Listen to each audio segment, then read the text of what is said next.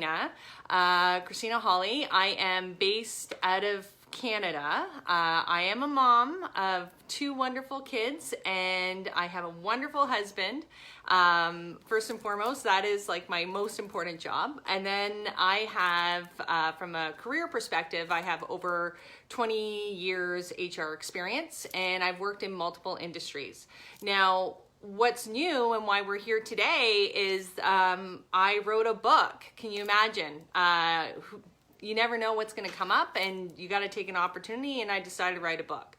So in the middle of COVID, where we're all kind of locked down and there's all this, doom and gloom, and we couldn't really go anywhere, I started to write. So last May, I started to just gather my thoughts and kind of write, and then it kind of turned into a book. So by the end of the summer, the book was complete. And then a year, so in May, it will be a year later, it will be published and ready to get on multiple places like Amazon. You can get ebooks, but I will have all those details later on. But I'm really excited about that fact because it's something new, and just like it's brought all these people together. Like I said, 3,000 people are together aligning and being inspired by this book. So I think that's pretty neat. I think the other part too that I really love is the fact that, the book was one piece of it, and I was like, wow, I did a book, but now it's this whole social platform that has built out because of the book that I think is amazing.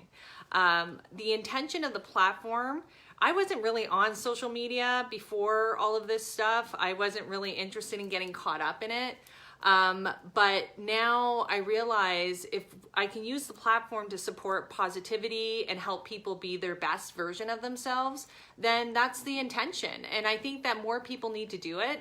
I have little ones, and sometimes I see some of the stuff that is on social media right now, and I'm not really a big fan. I think that we need to be connected, and we need to be supporting each other, and we need to kind of move into this new space. Okay, so I see some new people. Hey, Mark. Hey, Julie. I saw some people from Burjesh, and hold on, I missed it. But if you guys can say where you're watching from, that's super helpful. I will go back after and kind of make sure that I capture all of that, because there's going to be people, I don't know when they're going to pick it up across the globe. Because like I said, there's 3,000 individuals that are kind of connected to all of this stuff. Okay, so that's a little bit about me.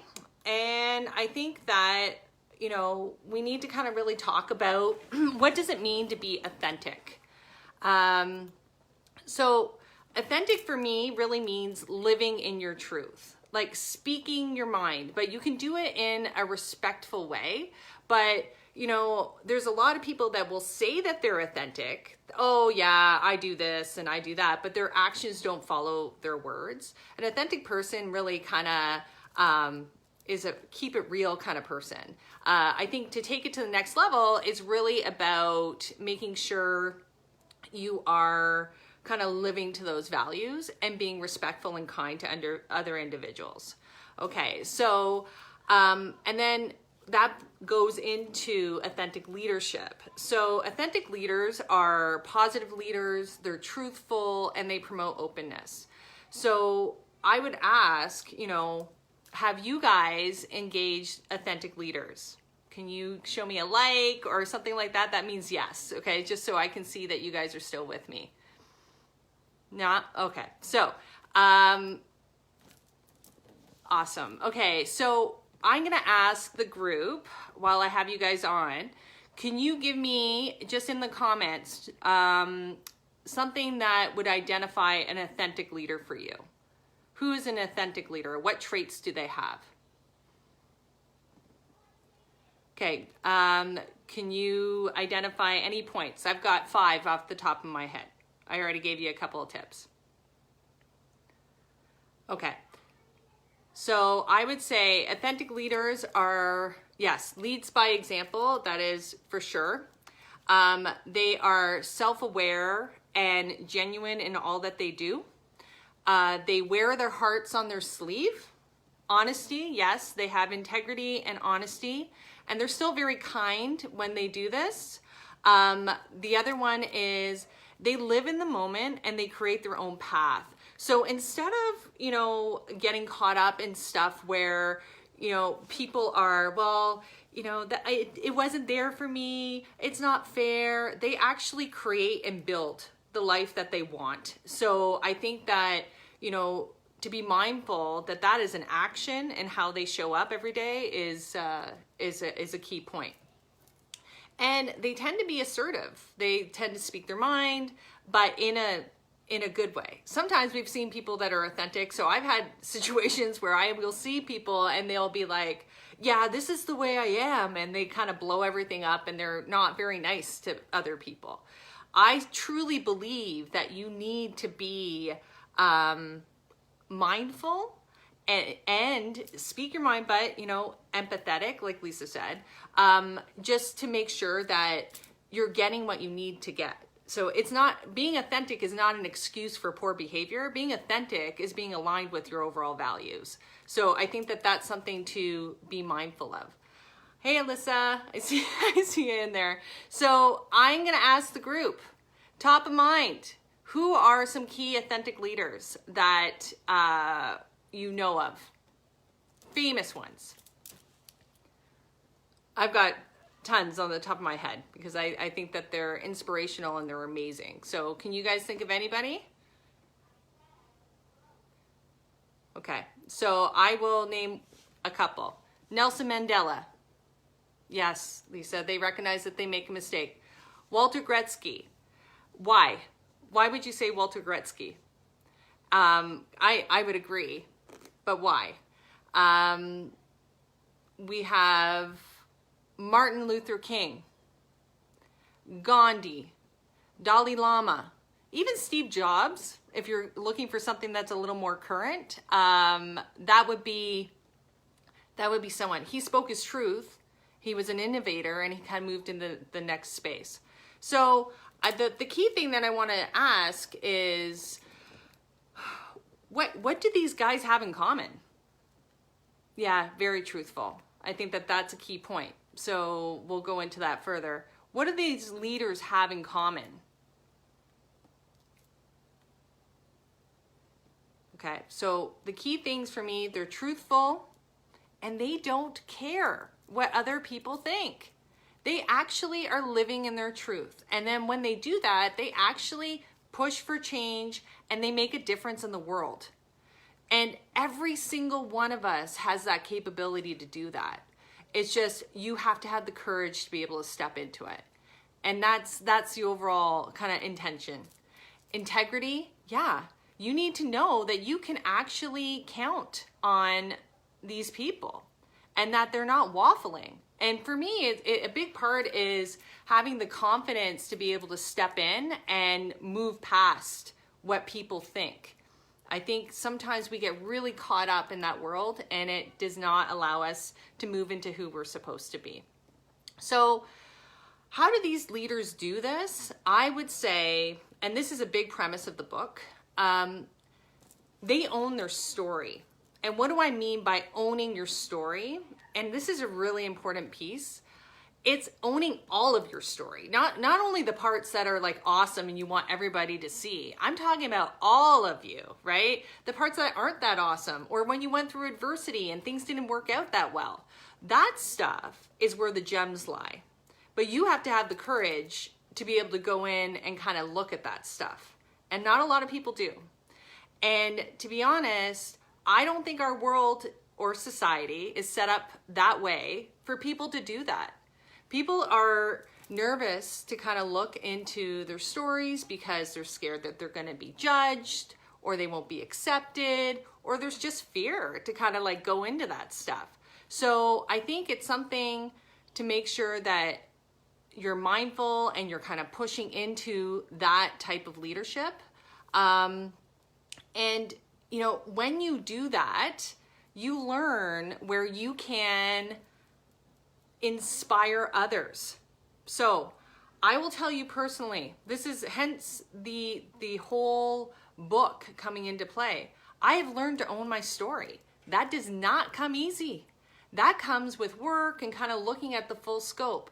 But when you do, wow, great things will happen. Why? Because you are empowered by your own story. You can start building the narrative as being the victim and not the victor in your story. You can do really amazing things. And when you do that, guess what? You're going to help other people to do that. So it's kind of like, okay, great. This is good, Christina. How does this actually translate into work?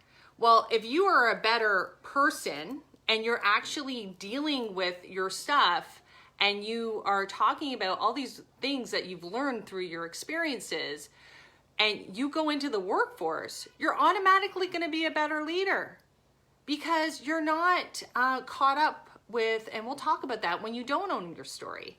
You're not caught up with insecurities or things that aren't serving you well.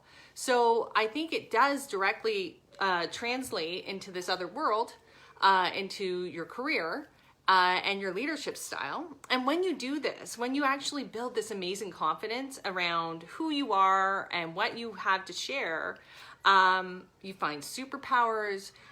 Look at, I wrote a book, here I am. There's other people, it would be the same things. Maybe you're gonna paint, maybe you're gonna find these wonderful things that we've kind of tucked away that we didn't even realize that we had. So, you know, what really hit home for me when I was talking about owning your story, I've said this my whole entire life, and it's kind of interesting because in the past, I would always say, oh, you know, it doesn't matter the cards that you get dealt, it just matters how you play them. Right? Because everyone's going to have good stories, bad stories, but how you choose to show up every day, that is up to you. And when you choose to show up well, you actually end up being a better leader because you're leading by example. So I think that and I share some of the stories in the book of like my own personal life and my learnings and stuff like that. And I think if I didn't, it would have been a shame because there's such wonderful learnings that are in this experience. Instead of looking at it and trying to hide it from the world, we need to kind of really embrace it and kind of help others be their best self and have the bravery to be who you're supposed to be. Because when you are, no one can take that away. So you're not going to get shaken up anymore because you've embraced your story. There's nothing to feel insecure about or not confident about as you kind of go into the world and into the workplace. Yeah. So what is the consequence? Oh, sorry. So Jill, let's go back to the book for a minute. The way that I broke out the book, just so you're aware, is that it's kind of like it's a guide to help people go through this path. Okay. I kind of get a little bit frustrated when I feel like it's only select people that get to go on this exploration of being a great leader or, you know, if you have a coach or whatnot. I think everybody has capability to be wonderful and see their awesomeness, but, you know, why isn't it accessible to everyone? So this is the intention of the book, is just to have a guide and help people kind of walk through and have reflection about where they're at and how they are owning their overall story. So the way that I broke it out is the first part is about society and the looking glass and how we show up, right? So my big thing is, and I've developed quite a few people, but yes, okay, sorry, I got cut off. Okay, happy Sunday. Sorry, I got distracted. Okay, so Saturday, sorry. The book is for everyone. From my perspective, anybody who wants to be the best version of themselves, this book is for you. And then you kind of, it translates and then you can bring it into the workplace, which I think is amazing. So to go back to how the book is broken out, first part is the looking glass. How you show up will make a big difference in the world, okay? But if you cannot see yourself in the reflection, or you're only seeing the parts that you want to see, you will not develop, you will not get to your authentic place, because you have to kind of see yourself holistically.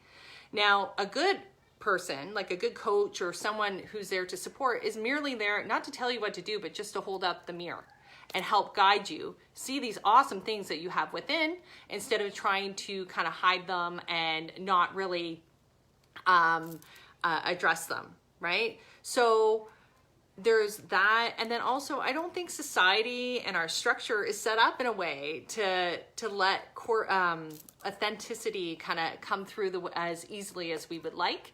And I think that there's some opportunity there. It wasn't until I started writing did I really start to embrace and kind of start to see this. And I'm like, I want to be my best self, and I want to help others be their best self, but we have to have this self-awareness in order to kind of to do that, to move into this next space. And then once we kind of acknowledge, how do I show up? Am I being honest with myself how I show up? Because there's a lot of people that will only show certain parts of themselves, and that is the only part that you're going to develop. You got to look at the full picture in order to kind of get where you need to be. And once you're honest with what you see, then you can progress to the next stage. So once you do that, then the work is self-reflection and crossing over the threshold and really kind of looking at the things that you might be fearing. You haven't been pushing your comfort zone. You may fear that you're going to be judged or not accepted if I do this. This is, really embracing who you are. And the intention is trying to get people to take their stories and the adversity and whatnot and realize that that's where you become strong, you build resilience, adaptability, and you become a leader. Like, you really stand out. And I know I've worked for multiple organizations, and I'll tell you, every single one of them is sitting there saying, oh, we want adaptable leaders, we want resiliency, we want leaders who can push through and motivate and inspire. But how do you do this if you cannot do that for yourself? Right? How do you do this if you haven't even looked at yourself? It's not a checkbox. And this is where I think I'm trying to get people to look within and understand you don't need a script to figure out if you're a leader. Look at your life experiences and see how you've gone through to actually what you've gone through and how you showed up, and really think about, where you are in the world right now and how did you push through that. And when you realize, you're like, oh my God, I am resilient. I'm not going to get thrown off because of this. That is what makes you a leader, and that's what makes you super marketable at the end of the day. But if you're chasing a script and you haven't done the work within, guess what? You'll always be chasing that script. But if you start figuring out the sustainability of where this lies within, then you'll really be able to kind of make a difference. Yes. What is the question? Can you give us some examples of how to find your own story?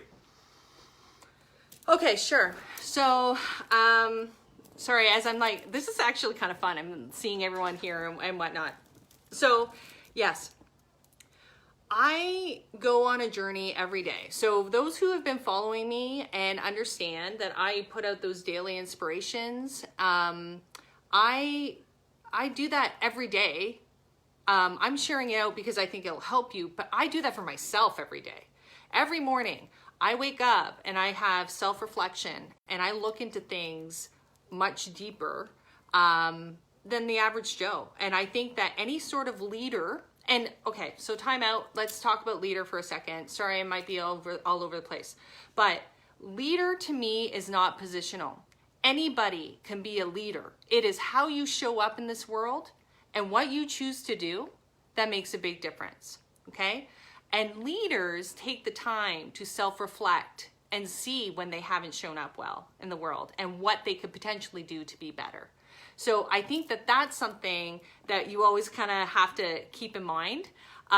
So examples of how someone, okay, so even with myself, when I went on this explore to find my authentic self, I started art journaling.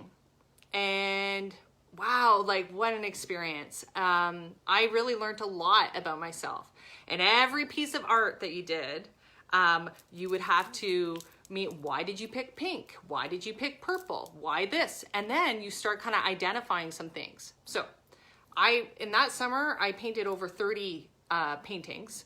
And did I ever learn a lot about myself? I remember even thinking, one of the drawings when I was driving back from the cottage was like, oh my gosh, I'm a leader. And I didn't even see that until I started to do the artwork, which I think is crazy, right? We don't see ourselves unless we take the time to see ourselves. And that needs to be an active role in our life every day if you want to be aligned. You cannot show up every day and kind of go, oh yeah, I'm real, I'm authentic, but you haven't really done any of the work. You need to do the work in order to get there. So I hope that answers some of the questions. Another thing that makes good leader, someone that reflects. Yeah, I think the reflection piece and the self-awareness is the key. No one is expecting perfection. We are humans. We will make mistakes, but we need to have humanity. We need to be kind, and we need to be connected. And we don't need to, and I'll talk about this next, the things that we can't do, because if you don't own your story, what happens is that you could become toxic. And I hate to say that. So what that means, you're not empowered by your story. And I've seen people, how it kind of transfers, right? So because you chose not to own your story or run with something, you start to become resentful towards those that do. And you could even become judgmental and have lots to say, criticize, even a little bit jealous. And when you do that, you are taking away from your authentic self, right? So I think that no one wakes up in the morning and says, hey, I'm going to be toxic today. No one wakes up that way, okay? Everybody wants to be good. But when we are not honest with ourselves and we are not self-reflecting and showing up well in the world, those little actions, those toxic traits will start to surface. And then to take it even further, they start to come into the workplace. So I will tell you, I've been in many meetings where just throughout my career, and maybe you have too, maybe it's not even a meeting, maybe it's hanging out with friends, where you would hear comments like, oh, I wonder how that happened. Yeah, that doesn't seem really fair. That person seems to get everything, right? I wonder what that person's doing. It's all toxic behavior, guys. When you open your mouth and you start engaging in that negative talk or gossiping, that's when you need to pause and self-reflect. That's when you need to say, am I aligned with myself? Am I aligned with my truth? Or why is this triggering me? Why am I jealous? Is it because I didn't do something in my life? Is it because I wanted to go do something? Then go do it. Don't knock other people down. Go do it. So in order to kind of actually get there, and then you become a leader in the mix. So I'm going to ask the audience, give me some other toxic traits that you think you've seen surface in the workplace. I'm watching. It's kind of delayed some of the stream here.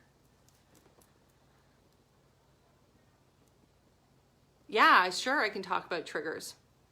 So, and you guys, while I'm talking about triggers, put some negative traits that you may see in the workplace, okay? So triggers are, I think, situations that you have not identified. So I've seen it in work all the time. People will get triggered, their ego gets bruised, and then they get triggered, and then they don't show up very well. And it could be something like, oh, you're in a meeting and someone didn't agree with your idea, or they cut you off. And next thing you know, you go from being well put together, and then like you just shut down, and then you start reacting poorly. Like you start not being yourself in your overall reactions. People get triggered when they don't feel heard. They feel as though they've been dismissed. They feel like they are not important. They feel as though, that anything that they've said, it's really, to me, actually, it really comes down to like feeling valued and feeling significant and feeling as though that your voice matters. Usually it relates to that. So I think that it's automatic that you will feel triggered in your life. This is the way that it goes. But the self-awareness piece of when it hits, pause in that moment. Do not react, and sit back and reflect and say, what is this about, with yourself? And then once you have like people in your little tribe, like people that you can trust, but that takes a while because you'll find people that are like-minded, then you can ask them and bounce back and forth. But you need to be able to kind of do this for yourself first, and then you can move into the other space. So I hope that answered, because we all get triggered. It's normal. But the difference is, do you react on it? Do you pause, and do you change the result instead of just going your immediate result and having a negative impact at home or in the workplace? I also saw facial expressions. Yeah, you could read a room, and if you see someone rolling their eyes or like, like not engaged, how does that make you feel? You probably feel horrible, right? And then it makes you, remember I said that things aren't really set up very well for you not to kind of like get caught up in it.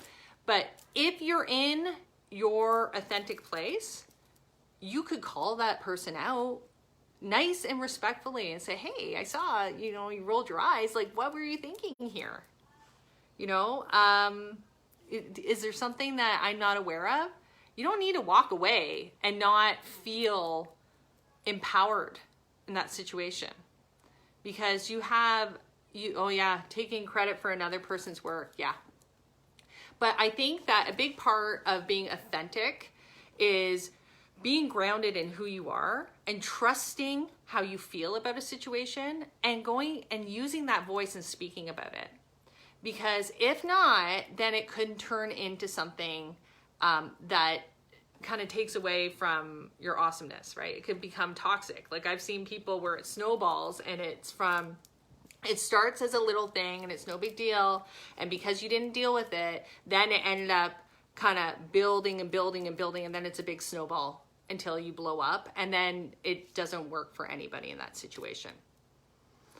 Okay. So some other negative traits, if anybody else has them, I'm trying to read here while I'm doing this. Okay. Okay. So I would say these are ones that are top of mind, and we talk about them in the book. Okay. Because I don't think we talk about this enough, that there is toxic people in workplaces. There is, I just think you need to be aware and how to deal with that in workplaces and in life, like, to be honest. But we don't really talk about that in school. Like, how do you navigate that? What does that look like? But I think that being grounded in your self-awareness will make a big difference in how you address it. So what would be some toxic behaviors that we would see in workplaces? I'm talking about workplace because of the book, but in our lives, let's talk about that. Negative, criticizing, being a time waster. I know I've had numerous times where someone will sit in my office and totally be oblivious to what I have to do or what I got going on, and we'll just sit there and waste and just talk and talk and talk, not having self-awareness or how that impacts the other individual. Jealousy, the victim is a big one. Those are people that are stuck and they don't know how to own their story. And, here's another reality. Until I learned how to own my story, I used to be a sucker for the victim. I used to just sit there and I'd be like, oh, really? Don't worry, you can work through it. Now that I own my story, I'm like, no. I will help you, give guide, but you need to have the solution and deal with that on your own. And I will be here if you need support or guidance, but I cannot do it for you. Because if you do it, if you do that, then they will keep coming back for more. I promise you that. And to the point where you're exhausted and you got nothing else to give. They are self-centered and they can keep disappointing you, right? So you could keep trying and working with them and trying to make things better, but then they, again, they're right back there and they haven't made anything different in their life. So I think that this is mindful, because if you know that these toxic traits kind of exist, then you can be mindful of it. However, my big call out is we all have capabilities of falling into these traits, and we need to make sure that self-awareness kicks in so if you leave a meeting or if you're doing something, you start talking negatively, you're being toxic, and that's not helping the situation. You actually need to make a difference. Leaders are meant to lift people up and kind of guide them into their next phase, right? In the past, leaders have been like, I'm the boss, I know everything, and it's more of the other way around, where it's like a little bit crushing. Now we're kind of lifting people up and we're trying to move them into this like new space, but you cannot do it if you're carrying toxic traits or if you're engaging in toxic behaviors. So I think that it's something to be super mindful of. When you don't own your story, you could fall into that space and it's just not worth it at the end of the day. You got one life to live, and you want to make sure that you're living it in a fulfilled way and you're moving in the right direction. So, and hence the book, right? So the book, which I think is kind of funny, is like I would have conversations with people all the time. And now I've just kind of put some of those examples into the book so people can have awareness around it and how they can show up and what's the guide and what are the self-reflection pieces in order to kind of show up better in the world. Okay. So let's flip it for a minute. Okay. So we talked a lot about the toxic. So let's talk about authentic behaviors, authentic leadership behaviors. What are some things that awesome leaders do? So I'm going to wait and see if there's anything. Let's see if there's some feedback. Just put it in the comment. What are some great things that awesome leaders do? Okay. One, I'll tell you, they lift people up. They know how to celebrate other people's wins.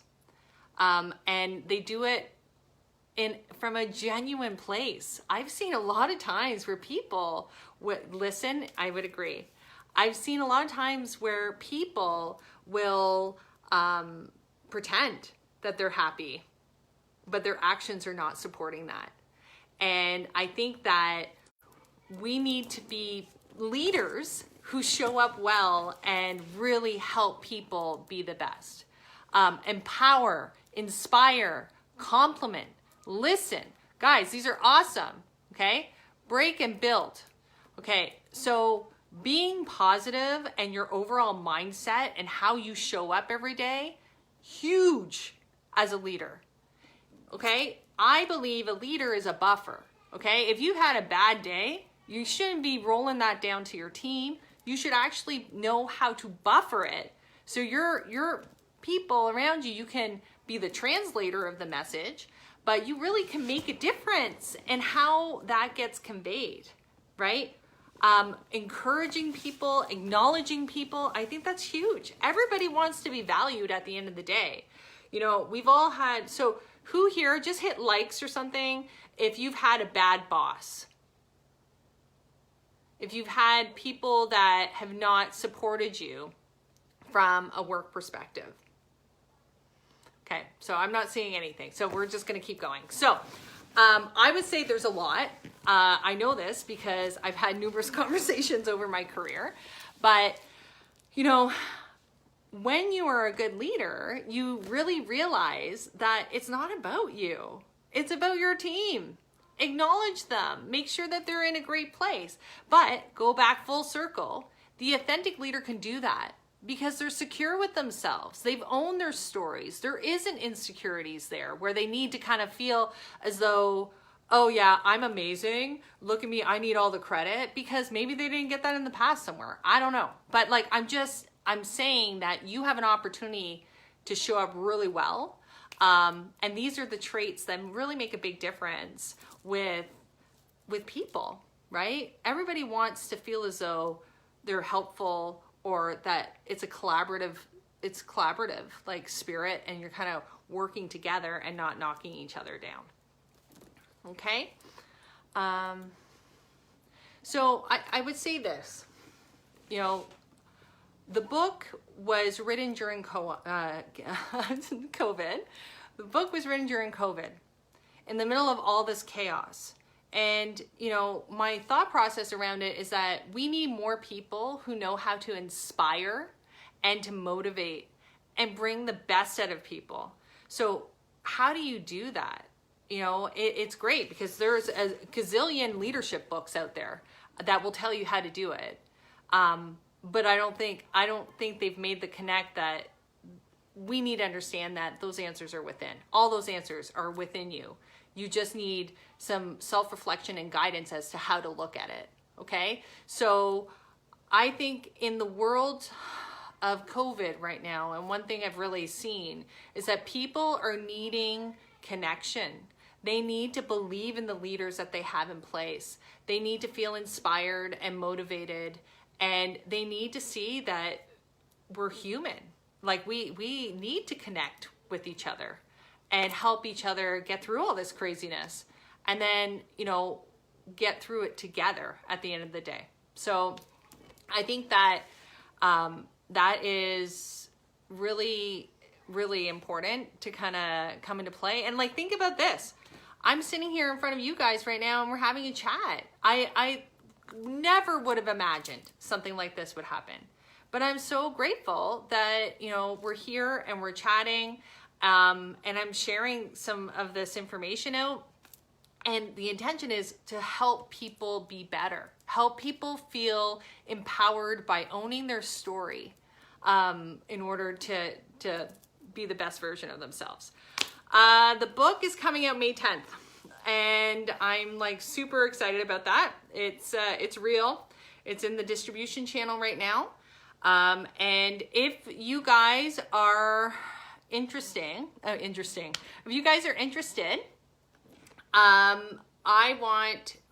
okay, so I'll answer that. My website's up, so you can actually go to my website, www.christinaholly.com, and pre-order.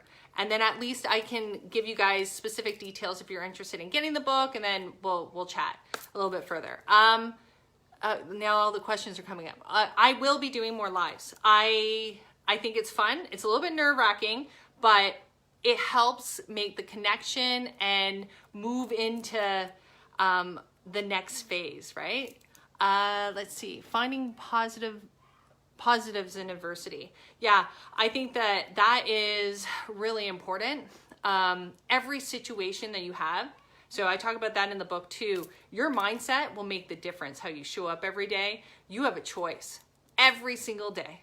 So I know sometimes life is hard and it's really hard to flip it around and be positive, but go out of your way to do that, because you will feel empowered and it will make a difference in your day, and it will make a difference in the overall results.